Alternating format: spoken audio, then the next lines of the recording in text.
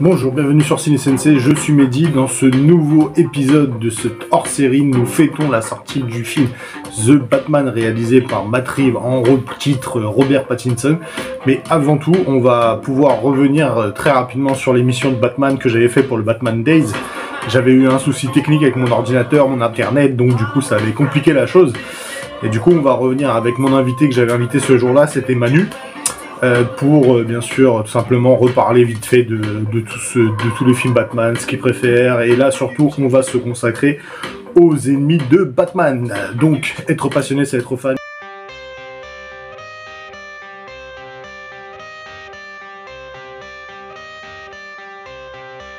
I got the cash in the bag, stadium packed. Born a rock star in this life, gonna live it up on the attack, baby. Donc, Batman, tu connais l'histoire, il a été créé en 1939 par Bob Kane et Bill Finger. Batman apparaît pour la première fois dans le magazine Detective Comics numéro 27. Depuis cet album de super-héros de Gotham City, surnommé par les fans le Chevalier Noir, a affronté de très nombreux ennemis et parfois des ennemis dont il sera trop long de dresser une liste exhaustive de tous les meilleurs vilains du Bat-Univers, ou le Batverse. Commencer la sélection des meilleurs ennemis que je préfère dans l'univers de Batman ou le Batverse. On va s'arrêter sur tous les acteurs qui ont interprété le personnage Batman. Je vais te donner un top 5 de mes acteurs que je trouve qu'ils incarnent mieux le personnage des comics. Donc je vais commencer par mon numéro 1. J'estime que Ben Affleck est pour moi le meilleur Batman qu'on a vu jusqu'à présent. En deuxième, je mettrais Christian Bale dans la trilogie de Dark Knight de Nolan. En numéro 3, Robert Pattinson a l'air d'être convaincant, je vais pas te mentir, il m'a beaucoup convaincu. Maintenant, à voir le film, je vais pas te mentir, on n'a pas vu encore le film, donc on peut pas savoir exactement si je te dis de la merde ou pas. Mais Robert Pattinson, je le mettrai en troisième. En quatrième, je mettrai bien sûr Michael Keaton, qui est le classique Batman. Et en numéro 5, en dernière position, je mettrai Val Kilmer. Je trouvais qu'il avait du potentiel à faire un bon Batman. En tout cas, George Clooney ne fait pas partie de ma sélection. George Clooney était pour moi le pire Batman. Voilà. Pour ma part, on verra avec Manu laquelle est sa sélection. On va surtout pas oublier, au fil des années, on a eu Alfred qui a eu un rôle hyper important dans la vie de Batman. Donc je dirais, voilà, une petite sélection des Alfred, en sachant que mon préféré pour l'instant, je te dirais, c'est Michael Caine, qui a été un très bon Alfred. Après, on verra les autres ce qu'ils donnent. Là, en ce moment, ça va être l'acteur qui joue Gollum, qui joue Andy Serkis, qui joue aussi dans La Planète des Singes, qui va jouer le rôle de Alfred, tout simplement. Du coup, voilà, je te montre les différents acteurs qui ont interprété Alfred Pennyworth. Autre élément hyper important dans l'univers de Batman et le Batverse, c'est bien sûr les Batmobiles, qu'il y en a eu énormément au fil des années, durant les différents films. Je t'avouerai que moi je vais te donner une petite sélection rapide. Moi, celle que j'aime bien dans les Batmobiles, pour moi ça restera la Batmobile de Michael Keaton en 1989. Après ça aura été la Batmobile de Batman Forever, je trouvais pas mal. Je dirais que la Batmobile de la trilogie de Dark Knight est sympathique aussi. Celle de Batman vs Superman, la Batmobile de Ben Affleck est sympa. Et j'avoue, en dernière position, en cinquième, je mettrais la dernière Batmobile, celle de Robert Pattinson dans le film The Batman. Je trouve qu'elle a de la gueule, elle donne bien envie de voir ce qu'elle sait faire. On commence tout simplement avec Catwoman, qui est tendance alliée, tendance ennemie. Donc son vrai nom c'est Selina Kyle alias Catwoman. Donc sa profession c'est voleuse super vilaine. Ses pouvoirs sont la capacité incroyable d'agilité surhumaine, voleuse de maîtres arts martiaux, maîtrise de l'épée et polyglottiniste. Et du coup ses crimes c'est surtout une voleuse de bijoux en général. Donc du coup alors... les origines, c'est quoi de Catwoman? C'est également connu sous le nom Selina Kyle, une anti-héroïne majeure de la franchise Batman et DC Comics. Catwoman est une femme voleuse de bijoux, séduisante, sournoise, qui s'habille comme un chat, porte un fouet pendant qu'elle effectue ses vols. Que tu as déjà vu dans d'ailleurs la première trilogie de Michael Keaton, où elle apparaît dans Batman le défi. Et tu l'as revu après dans la trilogie The Dark Knight. Et on va les voir de nouveau dans la version Zoé Kravitz dans le film de Matt Reeves dans The Batman. Du coup, bien que la plupart des versions modernes du personnage soient tous aussi héroïques que méchantes, Catwoman est encore communément reconnue comme une méchante par la plupart des téléspectateurs et des fans, représentant la principale némésis féminine de Batman. Bien que néanmoins, Batman reste parfois une alliée de Batman et aussi souvent sa maîtresse, et bien qu'elle soit une méchante, Catwoman fonctionne selon un code moral strict qui ne prévoit pas de meurtre. Mais elle a depuis abandonné cette règle après une altercation avec Black Mask. Cependant, Catwoman n'en fait pas une habitude et les moments où elle commet des meurtres sont rares, voire inexistants. Bien que plusieurs histoires dans l'année 70 aient montré Catwoman en train de commettre un meurtre ou qu'elle ait été assassinée dans Batman Return en raison de sa nature plus bénigne et honorable, ainsi que ses sentiments pour elle. Alors Batman la laisse généralement passer entre les mailles du filet. Elle a sa propre série de bande dessinée DC, elle a eu son propre film avec Holberry d'ailleurs, et elle est maintenant une super-héroïne de transition que le personnage fait bien depuis les années 90. Donc je vais te citer plusieurs méchants qui sont super célèbres dans l'univers de Batman, dont certains sont passés à la case film et la case série, la case dessin animé et tout, mais d'autres non. Il y en a qui sont passés à la case jeux vidéo. C'est l'exemple de Gueule d'Argile que nous n'avons toujours pas vu dans les films Batman, mais par contre nous l'avons déjà vu dans le jeu vidéo, la trilogie Arkham Asylum, que en ce moment je fais une petite gameplay sur le Arkham Knight. Tu as bien sûr Doctor Strange, Hugo Strange, qui n'est pas apparu dans les films encore, mais déjà apparu dans les séries Gotham. Et tu as aussi dans les jeux vidéo Arkham Asylum où Dr. Hugo Strange est parmi les méchants principaux de Batman. C'est le seul à connaître la véritable identité de Batman en Bruce Wayne, mais par contre, suivi d'une maladie du cerveau, en fait, il meurt par rapport à ça. Il y a Double Face aussi qui fait partie des super vilains de Batman, mais tu l'as déjà vu dans plusieurs films. D'ailleurs, tu l'as vu dans Batman Forever, tu l'as vu dans Batman The Dark Knight, et tu l'as vu dans les dessins animés. Donc Double Face est un des méchants principaux de Nemesis de Batman, en sachant qu'à la base c'était un ami de Batman sous le nom de Harvey Dent, et à cause de... en fait, il est schizophrène, et en fait, à cause d'un accident à l'acide, il se transforme en Double Face. Tu as aussi l'épouvantail que tu as déjà vu dans The Dark Knight et dans les Arkham Asylum. Malheureusement, il apparu très rarement dans les films, dans les séries, mais bon, c'est vrai que c'est un des vilains principaux de l'univers de Batman. Après, tu as bien sûr Harley Quinn que tu as déjà vu dans The Suicide Squad et plusieurs films. Il y a eu Bird of Prey, enfin bref, Harley Quinn est sous la houlette de Margot Robbie. Mais elle n'est toujours pas apparue dans l'univers de Batman, dans un film Batman, à part le Suicide Squad. Et voilà quoi, c'est là où c'est intéressant. Un jour peut-être qu'on aura l'occasion de la voir au cinéma contre Batman, ça serait excellent. Poison Ivy, tu as déjà vu avec Uma Thurman dans le film Batman et Robin avec George Clooney, qui n'était pas la meilleure interprétation d'ailleurs, mais elle est déjà apparue, mais dans les séries aussi, mais pas dans les derniers films, que ce soit la trilogie de Nolan ou la trilogie de Zack Snyder, enfin les films de Zack Snyder. Donc voilà, Poison Ivy est un méchant avec beaucoup de potentiel que tu vois aussi dans les jeux Arkham Asylum, qui a un rôle assez important. Voilà. Donc pour les méchants que malheureusement je n'ai pas détaillé leur profil, mais on va passer aux méchants, à ma sélection personnelle que j'ai fait et que je vais proposer à Manu de dire lesquels des vilains pour lui est plus charismatique de tous ceux, la liste que j'ai choisie.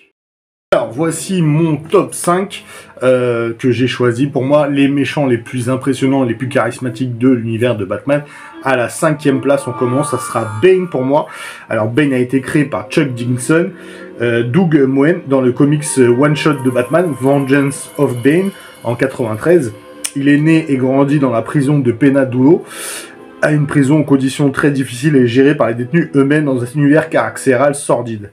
Bane connaît très jeune la violence, n'hésite pas à tuer, et un autre détenu qui l'avait fait chuter laisse-le pour mort. Il est alors enfermé dans une cellule d'isolement pendant 10 ans. Sa résistance et son instinct de survie lui permettent de résister de longues années de détention. Ce lui a valu une admiration de la part des autres détenus. Il est volontaire pour servir de cobaye pour une expérience militaire qui vise à développer un super stéroïde, le venin, dans le but de créer le soldat d'élite. Ce sérum procure une force colossale à son sujet. Bane, dont la puissance fut alors décuplée, se révolte contre les militaires et se libère de sa prison. Ayant entendu les prouesses de Batman, il décide de partir à Gotham pour se mesurer à lui. Dans un affrontement ultime, il parvient à briser le dos du Chevalier Noir et devient le Kyle le plus craint et le plus respecté de Gotham. Donc là, c'est l'histoire classique de DC Comics, hein, on est d'accord. Dans les films, il y a eu plusieurs versions de Bane. La première version, tu l'as eu dans Batman et Robin, avec le film de George Clooney, où il y a bien le système du sérum, avec le venin qui lui ingurgite dans le corps, et qui devient un super vilain. Voilà, tu l'as vu aussi dans la trilogie de Dark Knight, mais bon, malheureusement, son côté venin a disparu. C'est plus de la force brute, la force d'une bête monstrueuse, qui a été entraînée par le clan des ombres, mais ça on y reviendra plus tard.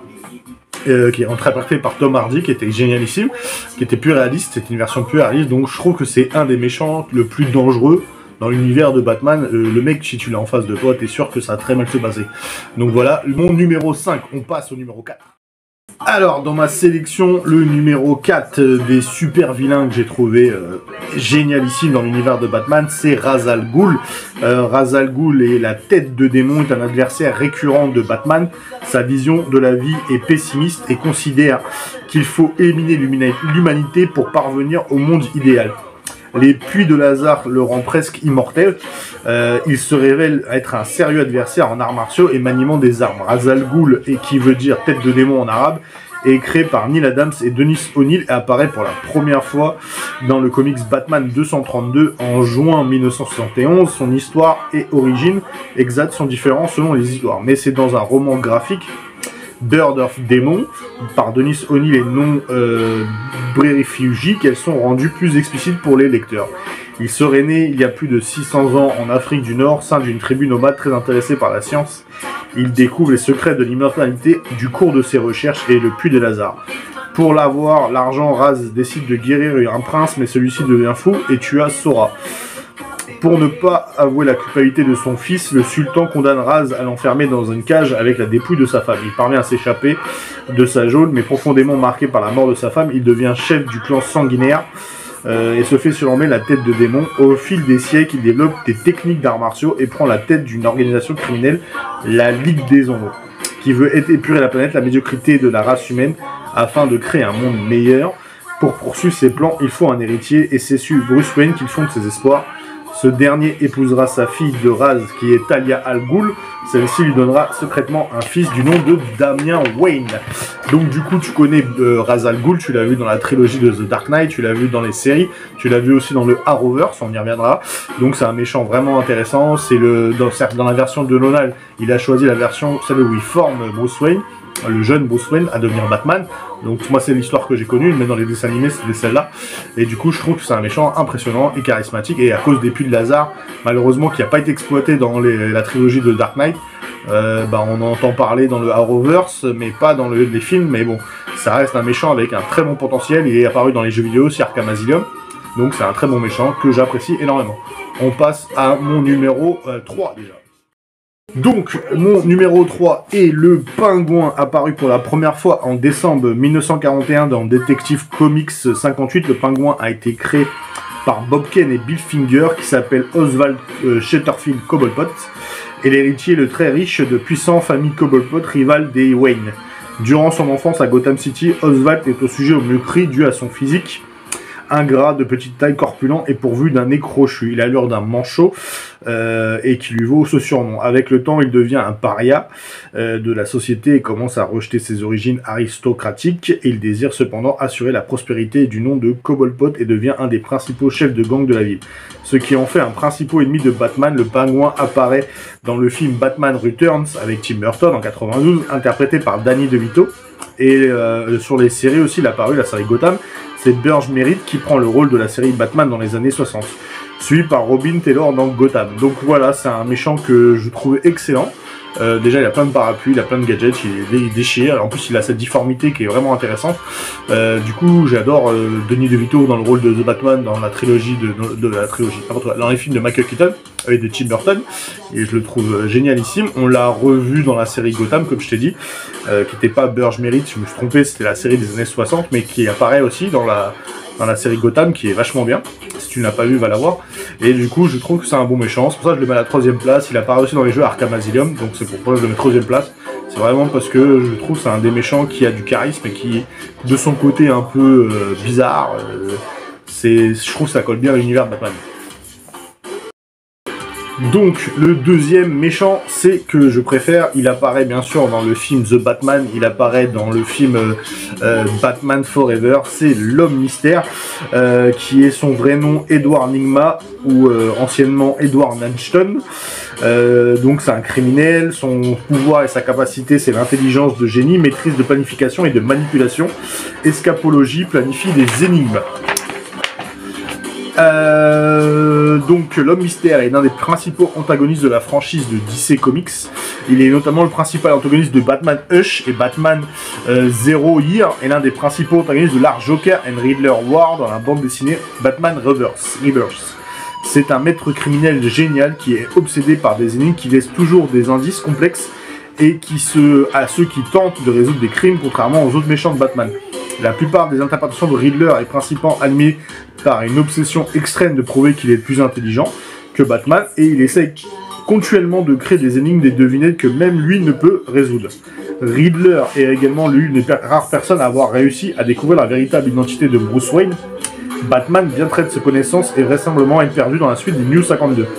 Connu pour son masque de domino violet et son costume vert couvert de points d'interrogation, soit comme costume de chat moulant, soit comme de costume d'affaires, en chapeau de melon et sa canne spéciale, en forme de point d'interrogation. L'homme mystère est obsédé par les énigmes, les puzzles, les jeux de mots. Il se réjouit de prévenir la police Batman de ses coups en leur envoyant des indices complexes. Donc bien sûr, ouais, tu l'as vu, l'homme mystère, le sphinx, l'énigme, Enigma, il a plein de surnoms.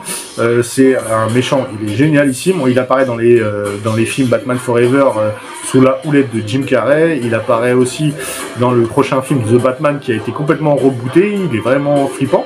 Il est vraiment étrange et bizarre. Il a complètement changé de look. Il apparaît dans les jeux vidéo Arkham Asylum et la série Batman Ted Dead Series qui sont vachement bien. C'est un méchant, je trouve hyper intéressant parce qu'il est hyper intelligent, mais c'est un psychopathe et en gros, je trouve que c'est un des ennemis, un des plus durs de Batman, parce que justement à chaque fois il leur fait des énigmes tortureux. Bien sûr, il y en a plein d'autres, hein. Ça j'ai juste une sélection parmi tant d'autres, hein, comme je l'ai dit. Double Face, Cletus Face, il y a aussi Solomon Grundy, il y en a énormément dans Batman, mais à un moment donné il faut choisir, hein. Même Superman, on y reviendra, il y a pas mal de vilains de Superman qui sont hyper intéressants, qui n'ont pas été exploités. D'ailleurs, je pense qu'on fera une émission sur les vilains de Superman qui pourrait être intéressant. Et là, on passe du coup au numéro 1, celui que je préfère, donc je pense que tout le monde l'a deviné, c'est bien sûr le Joker. Alors, malgré qu'on a eu plusieurs interprétations, je trouve que le Joker est sans doute le plus charismatique des ennemis de Batman par de nombreux auteurs ont proposé des versions différentes. Ce personnage est aussi fou qu'ingénieux. Il fut créé par Bob Kane et Bill Finger, Jerry Robinson, et apparaît dans Batman 1 au printemps 1940. C'est à la fois une carte à jouer, Joker, et l'acteur Conrad Wade qui incarne l'homme qui sourit en 1928 qui aurait inspiré la création du personnage. Le personnage possède différents pseudonymes de son histoire, varie grandement selon les auteurs. Dans les années initialement maître du crime, il devient farceur, comique à cause des réglementations imposées par le Comic Con Authority, puis reprend son côté sombre dans les années 60. Il finira même par tuer Jason Todd, le second Robin, après l'avoir roué de coups avec une pied de biche.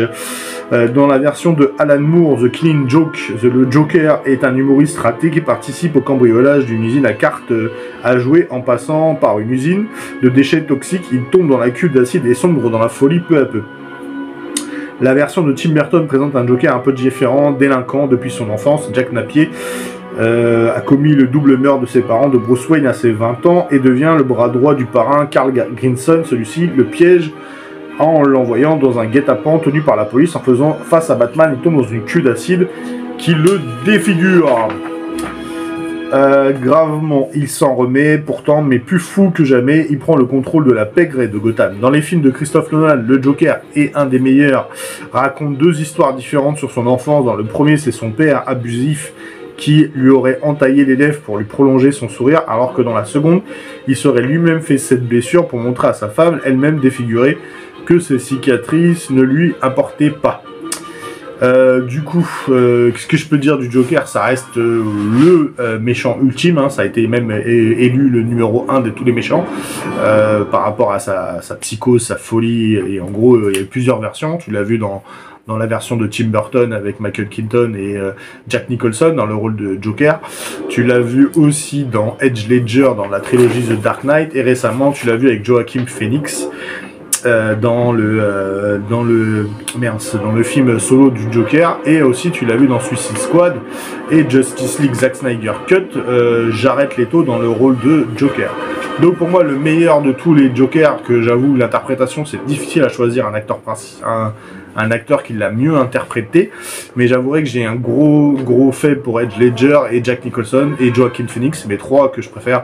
Jared Leto je l'aimais un peu moins, c'est vrai que la version Zack Snyder Cut est plus sympa que la version Suicide Squad de David Ayer, mais c'est vrai que bon, Joker ça reste quand même le méchant ultime de Batman. Donc toutes ces questions je vais les poser à Manu, je vais voir avec lui quels sont tout simplement ses vilains préférés, et du coup on se retrouve pour le petit débrief avec Manu. Alors à tout de suite.